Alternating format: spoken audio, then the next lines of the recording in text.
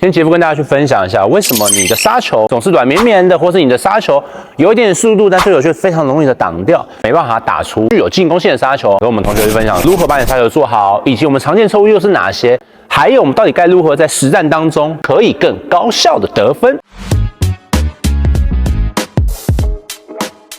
我们第一个要点是，你要先知道如何好好的握拍。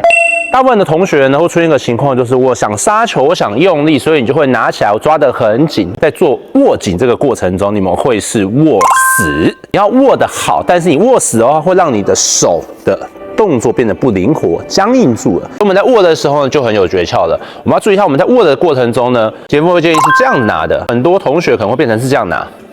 你抓得很紧，但是它却握得太僵硬了，会让你的手腕卡住。更多的是斜抓，然后先让你的手指头环绕上去，把大拇指放在你的食指跟中指的位置，这样子。然后握住的时候注意两个重点，第一个重点，掌心是松的；第二个重点，球拍不会贴到虎口上，它会靠近或是对着我，但不会贴住。像这样是属于贴住的。你这样贴住球拍的时候，它就会僵硬住。同时，你的掌心就比较容易贴住。更多还是希望握斜的，拿起来的时候手就会是这样的姿态。主轴是让你的指节，你的第一指节可以明确的贴在球拍上。我们要注意，我们的掌心是否跟拍面一样，好不好？不要过多的去转。然后就是最重要的细节了。我们在做动作的时候，我们架拍拿起来的时候，不要过度的去用力。就很多同学可能说我要发力，我夹，我要用力，那这时候你看你已经绷住了，整条肌肉手臂都用力了，你的力量是收在身上的，放不出去的。另外一个很常见的错误是什么呢？你需要有更多的挥拍空间，你就会干嘛？打得很开。那打得很开的时候，你的手是很远的，不论是往后开还是侧开，离自己很远。当你离自己很远的时候呢，你在做动作的时候就容易往旁边绕，尽可能让我们的杀球是可以成一直线的。所以理解完拿起来，我转进去是这样子的，这样的动作，而不是变成这样。变成这样的时候，你的力是出去再进来，那你就变成旋肩膀了，让你的力量是分散的，尽可能让你的动作成一直线。所以这时候我们就讲到我们的比较合理的，不会说什么叫最正确，我会说比较合理的一个状态下，是你拿起来的时候轻微的放松，但不晃动。然后要出拍的时候，会有一点往后拉开，然后折返。从正面看动作的时候，我们拿起来，转进来。这个时候呢，我们的力线是从这里一个对角线跟上去折返的，好不好？那这个时候就会出现一个比较重要一个问题咯。为什么很多同学做完这个动作之后，球依然不够快？大部分的因素是因为你们的末端是你的小臂跟你的手指手腕，可以理解为我覆盖住的这个位置，加速感不够多。你们可能是这样子动作的，就结束了，打到就结束。那其实很多时候你们力量是不够完整，建议是拿起来到这个位置的时候，你会有一个明确的进去的状态，你的球才会有灌进去、冲进去的感觉，而不是这样。那这样其实更多像是所谓的点或扣杀的概念，好不好？然后我们下一个环节也是比较重要的，大部分的人在做这个动作的时候呢，还会有一个情况，就是身体用的很少。我们在做的时候，我们是从架起来之后呢，转，你会从你的这侧到这边上去，延伸上去，它是一个对角线的感觉。你转上去，这时候你会发现你的这侧是拉上去的，然后下来，你才会把力量用进去。它有点像是我们在丢棒球，单臂的是这种动力链的感觉。所以更多动作是拿起来，转到这边，你这样才可以把你球做进去。当然，我们不需要做的这么的浮夸，就是说，哦，我是每个杀球都需要做到这样。那其实也不需要。你可以再多稳定一点点，但你要记得做这个动作的时候，你的髋一定要用到，所以它会是顶撑住，髋会进去，你会有一种顶上去的感觉。这段顶上去的时候，手臂再进去，然后把你的手做完，那你的动作才会更加完整，球才会更有力。那这也是为什么刚刚会说我们的握拍要抓好，因为很多同学在做这一端的时候，你的力量整个加成出去会非常非常之大，很快。但你的手指头如果抓不紧，球拍就会松会晃。只要你打球过程中球拍有在掌心上面晃动的，你的力量就会散掉，它会不够完整。拍球先下，而不是你打到球，抬头被推开。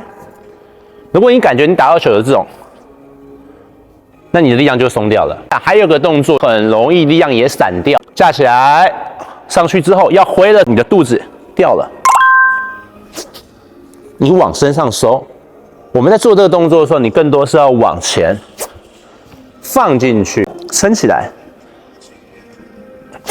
至于我们的击球点呢，你要做一个比较有力量的，或是比较尖锐的往下灌的杀球，会建议你们可以把击球点再往下落一点点。